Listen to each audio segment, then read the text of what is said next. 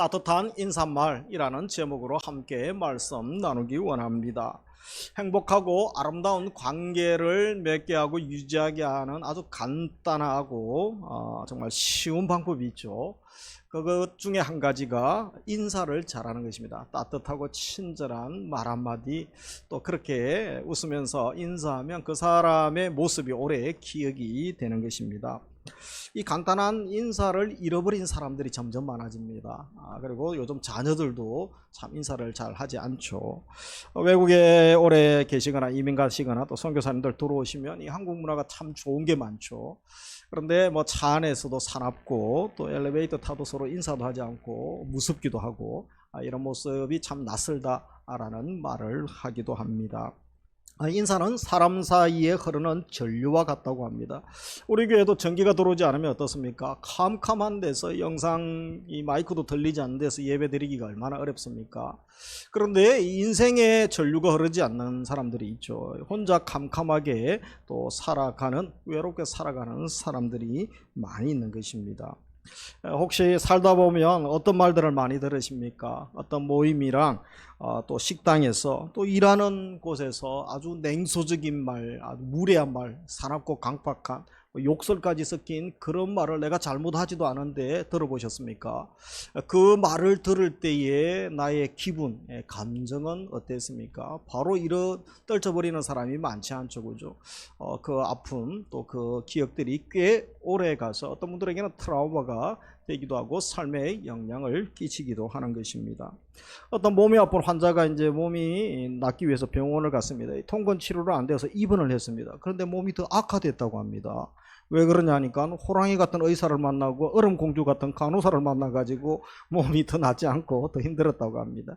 우스갯소리이긴 하지만 우리가 어떤 사람을 만나고 어떤 사람에게 친절과 또 따뜻한 말들을 듣느냐에 따라서 더 또 빨리 힘을 얻기도 하고 회복되어지기도 하는 것입니다. 그래서 이 책에 한 건 나왔죠. 2018년도에 무례함의 비용이라는 책이 크리스틴 포레스라는 교수가 이 책을 적었습니다. 일하다 보니까 너무 무례해서 1년 만에 회사 그만두고 이분이 이제 또 연구를 해서 책을 썼는데요. 그래서 무례함은 마치 전염병과 같다. 코로나, 사스 같은 이 전염병과 같다. 이런 말을 하죠. 막말하는 사회에서 이 무례함 때문에 사람들이 피해가 많다는 거죠. 그리고 이 정중함에 대한 효용에 대한 이런 이야기들을 이제 책에서 저술하고 있습니다. 20년간 2만 명 이상 직장인을 상담하면서 분석하게 되는 것이죠. 그래서 이 무례함이 사방으로 퍼지면서 접촉한 모든 사람들을 더욱 무겁게 하는 이 바이러스와 같다. 라는 말을 하게 됩니다. 무례함을 그대로 방치해두면 직장, 공동체 전체에 나쁜 영향을 미치게 되는데 그 구성원들이 덜 친절하게 되고 덜 차분하고 또 덜 활기차고 덜 즐겁게 만드는 것이죠. 그래서 미국 심리학계에서 한번 조사를 해봤다고 합니다. 이 무례함 때문에 사람들이 스트레스를 너무 많이 받는데 어떤 사람들은 회사도 그만두기도 하고 또 큰 트라우마가 남아 병원에서 또 치료를 받아야 되는 사람도 생긴 것이죠. 그래서 미국 경제의 이 스트레스 때문에 피해액이 얼마인가 조사를 해보니까 5천만 달러, 5천억 달러. 그래서 우리나라 1년 예산액보다 더 많죠. 한 7조 700조 원 정도 되는 이 엄청난 피해 규모를 물론 뭐 심리학계에서 확실하지 않지만 추산을 한 것이죠.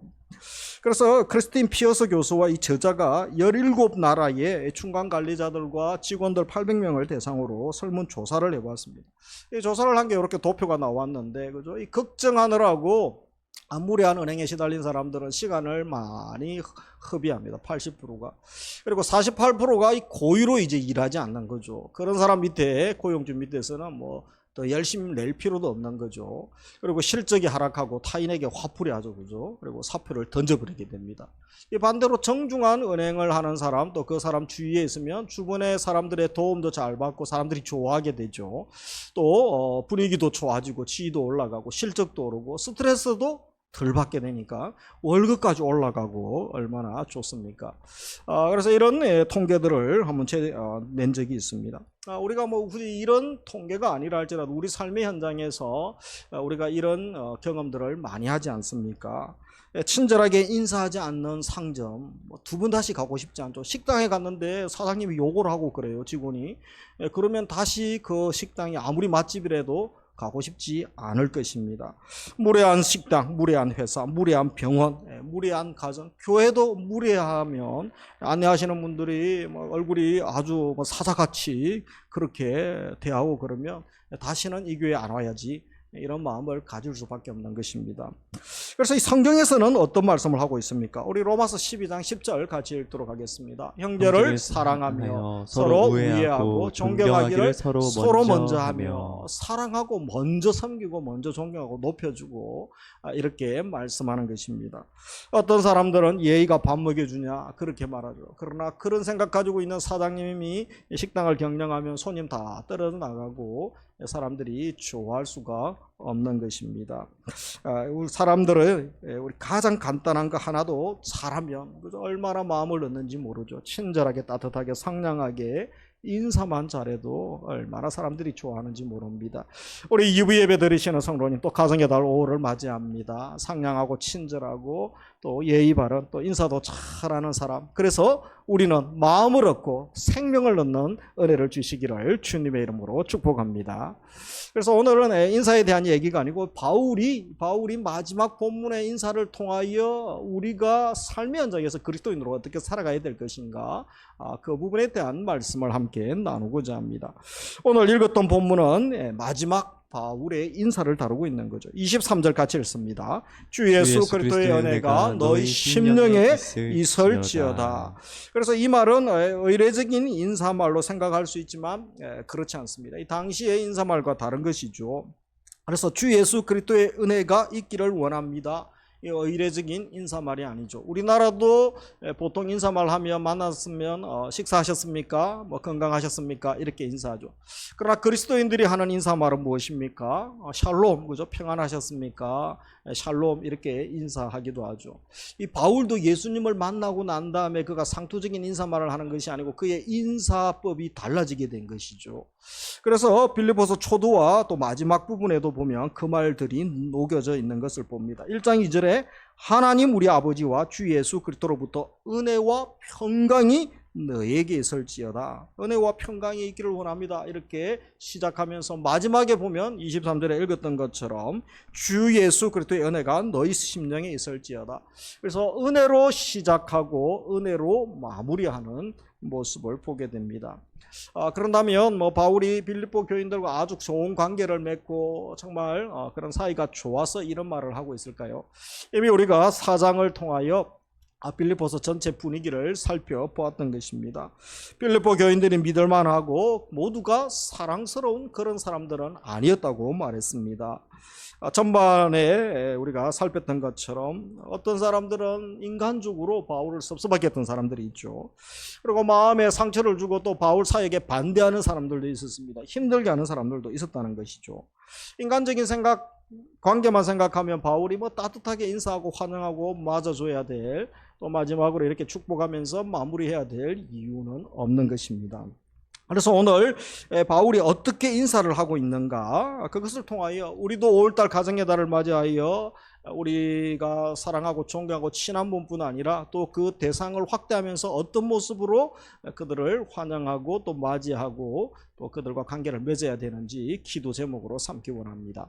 우리 21절 같이 읽습니다. 그리스도 예수 안에 있는 성도에게 각각 문안하라. 나와 함께 있는 형제들이 너희에게 문안하고. 그래서 첫째, 부족해도 성도라 부르며 안부를 전하고 있는 바울의 모습을 보게 됩니다. 교인들을 뭐라고 합니까? 그리스도 예수 안에 있는 성도, 거룩한 무리, 거룩한 자들이다, 그렇게 말하고 있죠. 바울이 그들을 그렇게 성도라고 부를 수 있는 근거는 그 근거가 무엇입니까? 그들이 아무 흠이 없고 정말 도덕적으로나 여러 부분에서 깨끗하고 순결한 사람들이기 때문에 그런 말을 한 것입니까? 성자처럼 거룩하기 때문이 아닌 것이죠. 예수 그리스도 안에서 그리스도의 보혈로 거룩하여지고 또 예수님 때문에 저들이 하나님 백성된 거죠. 이것을 생각하면 바울이 정말 저들을 바라보면서 성도라고 부르고 있는 것입니다. 그런데 이 말을 하는 바울 자신도 과거의 그의 삶을 보면 그의 신분이나 뭐 이력들을 보면 그렇게 자랑할 만한, 또 사람들이 칭찬할 만한 그런 것은 아니죠. 그가 예수님과 예수님 사역의 큰 방해꾼이죠. 박해자였고 죄인 중에 괴수라는 고백을 한 것처럼 그의 뭐 이전의 과거 경력들은 그렇게 사람들의 공격이 될 수 있는 그런 사람이었습니다. 그런데 그런 바울도 예수님이 만나주시고 십자가에서 피투성이가 되시고 그를 사도로 불러주시고 또 귀한 일들을 감당하게 하셨죠. 먼저 하나님의 일방적인 사랑과 긍휼을 입은 자이기 때문에 그도 누구보다 잘 알고 있었던 것입니다. 비록 교인들이 허물이 있고 부족하다 할지라도 그들을 성도라 부르며 안부를 전하고 있는 모습을 보게 되는 것이죠. 그러면서 두 번째로 이 전체가 아니라 각 사람에게 안부를 한 사람씩 전하고 있는 것을 보게 됩니다. 성도에게 각각 문안하라. 원어적으로 보면 모든 성도에게, 그래서 한글을 잘 번역을 했죠. 성도 각각에게, 각자에게 그렇게 번역을 하고 있습니다. 마지막 인사말이라고 전체에게 대충 그렇게 인사하는 것이 아니고 각자 한 사람 한 사람, 공동체 멤버 한 사람 한 사람에게 개별적으로 인사를 전해주세요. 그렇게 말하고 있는 것을 봅니다. 그래서 이 인사말에서 우리가 알 수 있는 것은 바울이 빌립보 교인 한 사람 한 사람들을 잘 알고 있었다는 것이죠. 그리고 잘 자라고 있는지 성숙하고 있는지 안부를 통하여 그들에게 관심을 가지고 그리스도의 사랑을 보여주고 또 전달되고자 하는 그 마음들을 알 수가 있는 것입니다. 우리가 한 사람 한 사람에 집중해야 됩니다. 요즘은 이제 뭐 다수 뭐 대그룹이 그죠, 뭐 한 공동체 지역이 이렇게 변화되고 그런 역사도 일어납니다. 그러나 지금은 한 사람 한 사람에게 더 집중해야 되는 시대가 된 거죠. 그래서 한 사람 한 사람이 예수님을 알고 또 하나님을 알아가고 제자의 삶을 살고 그들이 헌신하여서 멋지고 거룩한 마지막 시대에 복음의 주자로 살 수 있도록 격려하고 지지하는 것. 우리 어린이들을 우리가 축복하죠. 다음 주는 또 부모님, 그 다음 주는 또 선생님들을 우리가 축복하게 될 것입니다. 한 사람 한 사람에 관심을 가져야 됩니다. 가정, 집안도 마찬가지죠. 그리고 교회 사랑방, 또 전도회, 또 위원회에서도 우리가 코이노니아를 통하여 함께 교제하고 세우고 격려하는 것은 대단히 그런 의미에서 중요하다고 할 수 있는 것입니다. 그러면서 세 번째, 바울을 위하는 자든 반대하던 자든 예수 안에 있으면 다 형제라고 부르며 안부를 전하고 있는 것을 보게 됩니다. 그래서 21절에 나와 함께 있는 형제들이 너희에게 문안하고, 먼저 자신이 안부를 전하죠. 그 다음에 함께 된 동역자들이 당신들에게 안부를 전합니다. 그렇게 잊지 않고 전하는 모습을 보게 됩니다. 사실 바울이 형제라고 부르는 자들 중에 다 바울을 좋아하는 사람들은 아니죠. 착한 뜻으로 그리스도를 전한 사람도 있지만 이미 우리가 1장에서 살펴보았던 것처럼 시기와 분쟁으로 그렇게 또 그리스도를 전한 사람들도 있었죠. 그리고 자기를 대적하고 싫어하는 사람이라고 바울이 아예 포기하거나 버리지 않았다는 것입니다. 그들도 복음을, 동기는 다르지만 복음을 전하는 자라면, 그리스도를 따르고 있는 자라면 형제라고 부르기를 주저하지 않는 바울의 모습을 봅니다. 어떻게 나에게 관계에서 내게 손해보고 내게 아픔을 주고 내게 늘 쓴소리 잔소리만 하는 그런 사람들을 좋아하는 사람이 누가 있겠습니까? 감정을 가진 사람은 싫어하죠. 근데 바울이 어떻게 그들을 그렇게 대할 수 있습니까? 같은 형제로 볼 수 있습니까? 그것은 보는 시선이 다르다는 거죠. 눈길을 달리했다는 거죠. 바로 하나님의 은혜, 십자가의 은혜의 눈길로 그들을 바라볼 때에 자기를 싫어하고 반대하는 사람도 품고 함께 갈 수 있었음을 보게 되는 것입니다. 그래서 우리가 은혜의 눈길로 바라보기 원합니다. 5월달 감사해야 될 사람들이 많죠. 인사해야 될 사람들도 많습니다. 그런데 우리가 은혜의 눈길로 바라보지 않으면 그 사람들과 계속 좋은 관계를 맺기가 힘든 것입니다. 우리 옆에 분들 가면 인사했으면 좋겠습니다. 은혜의 눈길로 바라보세요. 은혜의 눈길로 바라보세요. 아멘. 그리고 네 번째, 자신을 감금한 세력들까지도 이 안부를 주고받는 같은 성도가 되어 있음을 보게 됩니다. 바울이 범위를 넓혀서 모든 성도에게 문안하고 있는 것이죠. 그래서 22절 같이 읽습니다. 모든 성도들이 너희에게 문안하되 특히 가이사의 집 사람들 중 몇이니라. 여기 보면 로마에 있는 모든 성도들이 지금 빌립보에 있는 교인들에게 또 안부를 전하고 있는 모습을 보게 되죠. 이 장소가 달라도 한 복음 안에서 예수 안에서 한 형제 자매가 되어서 또 함께 교제하고 격려하고 축복하는 모습을 보게 됩니다. 특별히 주목할 것이 무엇입니까? 가이사의 집 사람들 중 몇, 이 표현이 있죠. 가이사는 황제 아닙니까? 가이사, 황제를 위하여 일하던 사람들이 있었다는 거죠.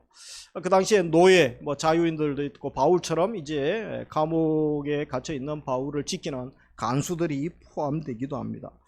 통계에 의하면, 역사 자료에 의하면 케사르 가이사 황제의 근위병만 9,000명 정도 되었다. 엄청난 숫자였죠. 그러니까 이 바울이 감옥에 갇혀 있는 동안 이런 사람들이 바울을 만나게 됩니다. 직간접적으로 바울을 만나게 되고 또 누구를 듣습니까? 예수 그리스도에 대한 복음을 듣게 되죠. 그래서 그렇게 말씀을 들으면서 이들이 믿음이 생기게 되고 개종하여서 이미 한 형제 자매가 된 그런 믿음의 사람들이 생겨났음을 봅니다. 이게 얼마나 대단합니까? 로마에까지 감옥에 잡혀갔는데 자유롭지 않은 상황 가운데 바울에게 복음을 들었던 사람들이 예수를 믿고 거기에 교회가 세워지게 된 것이죠. 이것이 복음의 능력 아니겠습니까? 누구도 막을 수 없는 하나님의 능력, 그것이 복음인 줄 믿으시기 바랍니다. 5월달 우리 가정을 바라보고 집안을 바라보고 사랑하는 이들을 바라보면서 우리가 또 내 삶의 미래, 또 사업장 일터, 또 진로를 바라보면서 답답하고 우울하고 힘들고 걱정, 슬픔, 염려가 많은 분들이 있을 수 있습니다. 그러나 주님이 하시고자 하면 막을 자가 없습니다. 이 복음도 로마의 바로 최고의 황제였던 그 밑에 있던 사람들이 예수님을 믿고 변화가 일어나고 나중에 로마가 전복되죠. 칼과 총에 의해 전복되는 게 아니고 복음으로 로마가 전복되어지는 역사가 일어나게 되는 것입니다. 복음의 능력을 믿으시기를 주님의 이름으로 축복합니다. 그래서 로마도 전복시켰다면 당연히 나 같은 사람, 또 내 사랑하는 이들도 얼마든지 주님이 만나주시고 복음의 능력, 십자가의 능력을 경험하기만 하면 변화되는 것입니다. 그래서 우리가 찾아뵙고 감사하고 인사하고 전화도 하고 문자도 보내지만 더 중요한 게 뭡니까? 하나님은 당신을 사랑하십니다. 부모님 사랑하고 형제 사랑하고 친구를 사랑하십니다. 선생님을 사랑하십니다. 복음을 전할 수 있기를 원합니다. 그리고 마지막 인사가 뭡니까? 결국 주 예수 그리스도의 은혜를 전하는 것임을 보게 되죠. 우리 23절 같이 읽습니다. 주 예수 그리스도의 은혜가 너희 심령에 있을지어다. 빌보 교인들이 아무리 부족함이 많고 또 인간적으로 섭섭함이 있어도 마음에 들지 않는 구석이 있죠. 그런데 바울이 결코 그들을 포기하지 않습니다. 끝까지 사랑하고 기대를 걸고 희망을 가지고 있는 모습을 봅니다. 우리에게도 이 정도 수준까지의 믿음, 성숙된 믿음으로 나아가게 해주시기를 원합니다. 그래서 이 바울이 계속 마지막 처음도 그리스도의 은혜죠. 은혜와 또 평강을 이야기하고 마지막도 주님의 은혜를 이야기합니다. 하나님의 은혜. 도대체 그는 어떤 하나님의 은혜를 경험했기 때문에, 그리고 그의 인사 처음과 끝이 그냥 하나님의 은혜로 끝나는 것 아닙니까? 그 은혜가 어떤 은혜였는지 우리가 궁금해해야 되는 것이죠. 편지 서두에도 은혜로 시작하고 마무리도 은혜로 마무리하죠. 그리고 23절도 주 예수 그리스도의 은혜가 심령에 충만하기를 원하는 것입니다. 이렇게 끝까지 사랑하고 기대하는 근거, 그 사람을 포기하지 않고 기대하는 근거가 무엇입니까? 주 예수 그리스도의 은혜로 충분함을 그는 알았기 때문입니다. 자기 같은 사람도 예수 그리스도의 십자가의 은혜가 부어졌을 때 개종하고 변화되고 사도로 쓰임 받았다면 언젠가는 주 예수 그리스도의 은혜가 당신에게 부어질 것을 알고 있는 거죠. 그리고 또 지금 어떤 분들에게는 주님의 은혜가 부어져 있음을 알고 있는 것이죠. 그리고 그가 기대하게 되는 것입니다. 그래서 결코 포기하지 않고 사랑의 삶을, 또 격려의 삶을 살아가는 바울의 모습을 보면서 나를 힘들게 하고 또 지금 무엇 때문에, 어떤 일 만남 때문에 힘들어하고 있습니까? 다시 힘을 얻고 우리가 바울처럼 또 마지막 멋진 격려와 축복의 삶을 살아가야 되는 것입니다. 바울이 이런 인사말을 할 수 있었다고 해서 그가 섭섭한 일이 전혀 없고 그를 다 지지한다라고 할 수 없는 것이죠. 여전히 마음에 들지 않는 사람들을 대합니다. 그런데 그가 생각해 보니까 그들에게도 주님의 은혜가 있구나. 자기 같은 사람도 변화시켰다면 그들에게도 주님의 은혜가 임할 것이구나, 또 있구나. 그리고 이제 개종하여 곧 신앙생활을 하는 그런마 단계의 초신자들이죠. 그들을 바라보면서도 주님의 은혜가 있었기 때문에 저렇게 예수님 만나고 또 앞으로 하나님이 하실 일들을 기대하면서 마지막 23절로 축복하는 모습을 봅니다. 그리고 함께한 자들, 또 함께한 빌립보 교인들을 바라보면서 같이 십자가의 길을 가고 있죠. 그리고 또 하나님의 은혜 안에서 힘들지만 박해와 고난 가운데 살아가는 모습 보면서 다 하나님의 은혜입니다. 이 하나님의 은혜를 그가 생각하지 않을 수 없는 것입니다. 그래서 여러분, 하나님의 은혜가 대단히 중요합니다. 주님의 은혜를 날마다 사랑하는 이들 생각하면서 기도해 주시고 축복해 주시기 바랍니다. 매일매일 또 올 한 달 우리가 살아가면서 주의 은혜를 주옵소서, 은혜를 주옵소서 기도할 수 있기를 주의 이름으로 축복합니다. 은혜가 충만해야 됩니다. 은혜가 앵꼬가 나고 은혜가 바닥이 나버리면 큰일 납니다. 큰일 나. 그래서 예를 들겠습니다. 이 은혜가 충만한 모세, 그를 죽이겠다고 불평 원망하는 이스라엘 백성들을 향하여 그가 중보기도 하죠. 그죠? 생명책에 내 이름을 지우실지어다 저들을 용서해달라고. 그런 모세도 은혜가 떨어지니까 어떻습니까? 그냥 머리바 물 사건에서 지팡이로 반석을 치면서 막 분노를 바라고 혈기를 바라는 모세의 모습을 보게 됩니다. 은혜 충만했던 솔로몬, 여러분 1000번제를 드리고 성전을 건축하고 지혜가 충만하여서 듣는 마음을 달라고 이 많은 백성 잘 다스리게 해달라고 겸손히 또 정치를 행하죠.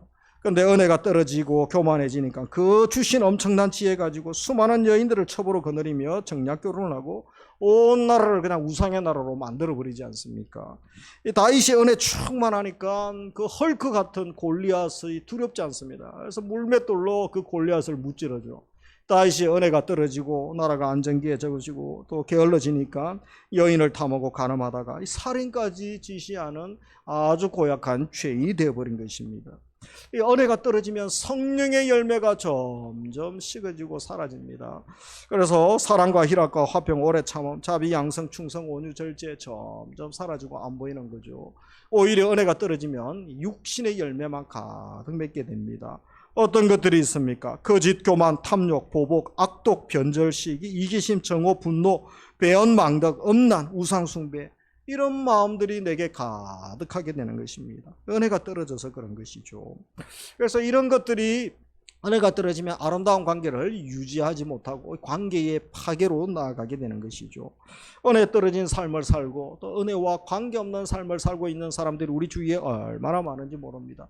우리가 그들을 부러워하지도 말고 본받지도 말아야 되겠습니다. 우리는 힘써 5월달 은혜를 사모하시고 은혜 충만한 삶 살아가는 은혜를 부어주시기를 주의 이름으로 축복합니다. 우리 옆에 분들 가면 인사했으면 좋겠습니다. 힘써 은혜를 사모하세요. 힘써 은혜를 사모하세요. 네, 은혜 충만, 감사 충만, 성령 충만하시기를 주의 이름으로 축복합니다. 역사적으로 그런 사람들이 있었습니다. 여러분, 무수한 사람을 죽인 스탈린, 이 사람이 기독교 계통학교를 다녔습니다. 그리고 본인도 신학교까지 나왔습니다. 그런데 은혜가 떨어지니 관계를, 사람을 파괴하고 죽이는 살인마로 바뀐 것이죠. 김일성도 모친이 권사이고 본인도 교회를 다녔습니다. 예수님 만나지 못하고 은혜가 없으니까 결국은 동족을 죽이는 전쟁을 일으키고 또 북한 땅의 교회를 아예 없어버린 악인이 된 것이죠. 강도도 은혜 받으면 그가 하나님의 자녀가 됩니다.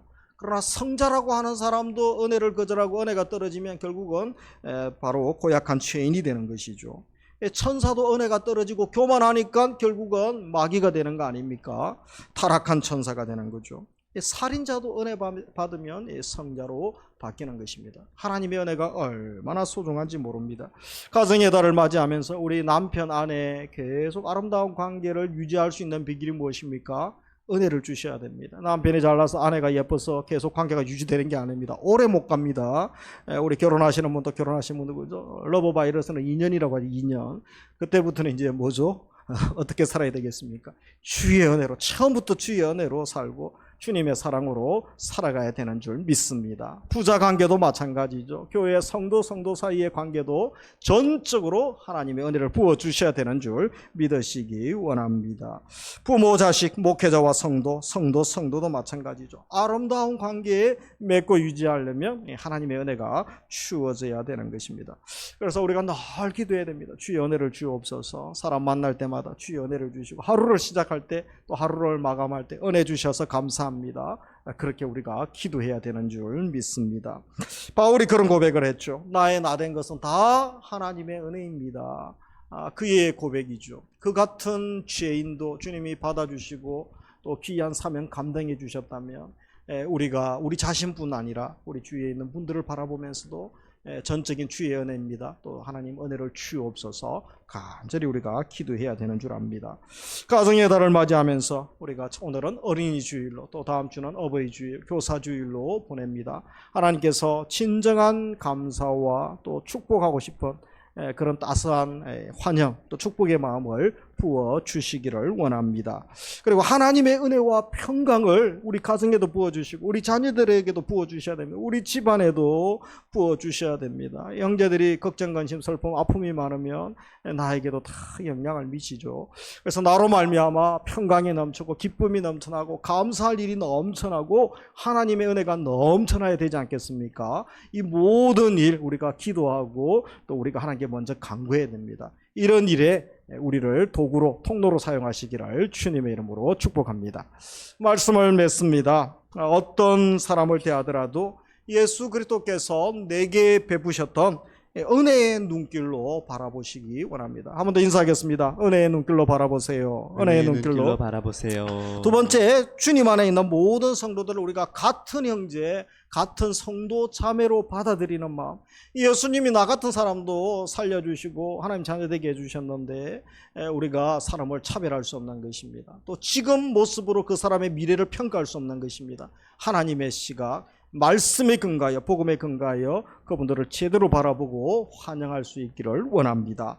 마지막으로 모두의 마음에 감사와 은혜가 넘쳐나게 하고 건강하고 복된 공동체를 세우는 바로 그리스도인의 새로운 예절이 필요한 거죠. 그래서 예수 믿는 사람이라면 우리가 더 환영하고 친절하고 또 따스함으로 무엇보다 마음을 얻어야 되죠. 마음을 움직이고 마음을 녹이고 예수의 복음, 생명의 복음이 들어가야 되지 않겠습니까? 올 한 달 하나님께서 모두 은혜 가운데서 이 복된 가정 또 교회를 세워가게 하시고 한 사람 한 사람이 예수님을 닮아가고 또 예수님을 사랑하는 제자의 삶을 살아갈 수 있는 은혜를 또 복의 통로로 우리 성도님 한 분 한 분들을 들어 사용하시는 은혜 주시기를 주님의 이름으로 축복합니다. 우리 말씀 생각하면서 함께 찬양하며 나아가겠습니다. 감사해요 주님의 사랑, 감사해요